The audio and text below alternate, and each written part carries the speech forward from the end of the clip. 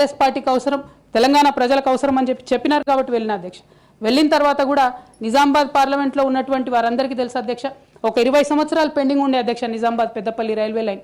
కానీ మొదటి 2-3 సంవత్సరాలలోనే వెంటబడి నేను అది పూర్తి చేసుకోగలిగిన అధ్యక్ష. అంటే ఇలా వస్తే ఆ రోల్లో పనిచేసుకుంటూ వెళ్ళినాం అధ్యక్ష. ఏ రోల్ ఇస్తే ఆ రోల్లో డెడికేటెడ్గా తెలంగాణ ప్రజలకు పనికొచ్చేటట్టుగా చేసినాం అధ్యక్ష. సో 2014లో తెలంగాణ జూన్ 2న వస్తే సెప్టెంబర్లో బతుకమ్మ పండుగ వచ్చింది అధ్యక్ష.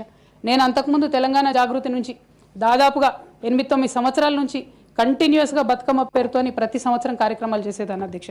2014లో వచ్చినటువంటి బతుకమ్మ, తెలంగాణ రాష్ట్రం ఏర్పడ్డ తర్వాత వచ్చినటువంటి మొదటి బతుకమ్మ నుండే నా మీద రిస్ట్రిక్షన్స్ ప్రారంభమైనాయి అధ్యక్ష. పొలిటికల్ పార్టీలో ఒక వ్యక్తిని స్వేచ్ఛను ఎట్లా హరిస్తారని చెప్పడానికే ఎగ్జాంపుల్ చెప్తా ఉన్నాను అధ్యక్ష. అధ్యక్ష, ఇక్కడ పర్సనల్ ఇష్యూస్ మాట్లాడకుండా నేను రూల్ పొజిషనే కోట్ చేసి మాట్లాడతాను అధ్యక్ష. అధ్యక్ష, section 29A of representation of people's act ఉంటుంది అధ్యక్ష.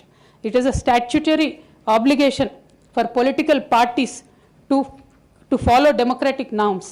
అంటే ఒక వ్యక్తి ఒక పార్టీలో చేరాడంటే ఆ వ్యక్తి యొక్క భావజాలాన్ని కానీ, ఆ వ్యక్తి యొక్క భావ ప్రకటన స్వేచ్ఛను కానీ ఆ పొలిటికల్ పార్టీస్ హరించడానికి లేదు అధ్యక్ష.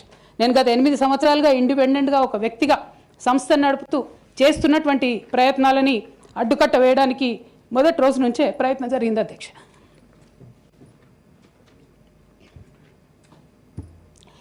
కానీ ఎక్కడ కూడా నేను తెలంగాణ బిడ్డలని, తెలంగాణ ప్రజల్ని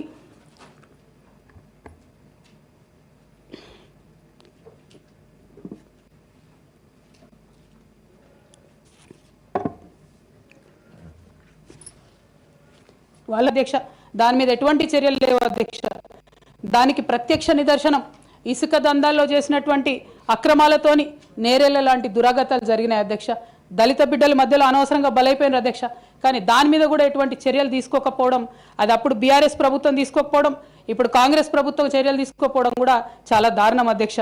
బోధన్ షుగర్ ఫ్యాక్టరీ అధ్యక్ష, నా ప్రాంతం అధ్యక్ష, నా బోధన్ మా అత్తగారిల్లు.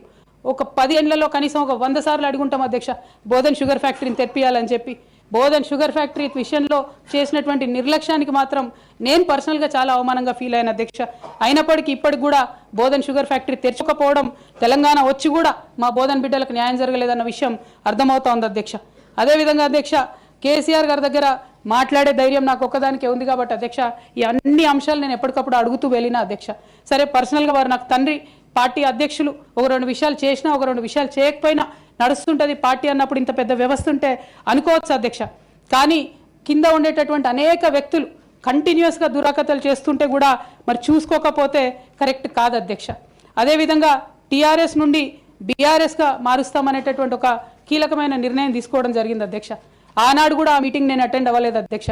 నేను ఒప్పుకోలేదు, ఈ పేరు మార్పుకు ఒప్పుకోలేదు, నేషనల్ పాలిటిక్స్లోకి వెళ్ళడం కూడా నేను ఒప్పుకోలేదు అధ్యక్ష.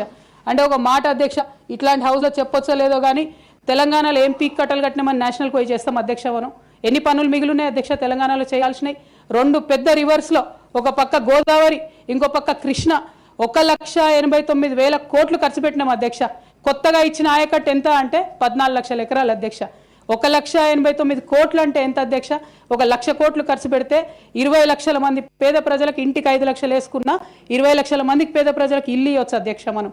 కానీ 1,89,000 ఖర్చు పెడితే అధ్యక్ష జరిగింది ఎవరికి, ఒరిగింది ఎవరికంటే ఒక వ్యక్తి 1989లో కంపెనీ పెట్టుకున్న ఆయన మన తెలంగాణ వచ్చిన తర్వాత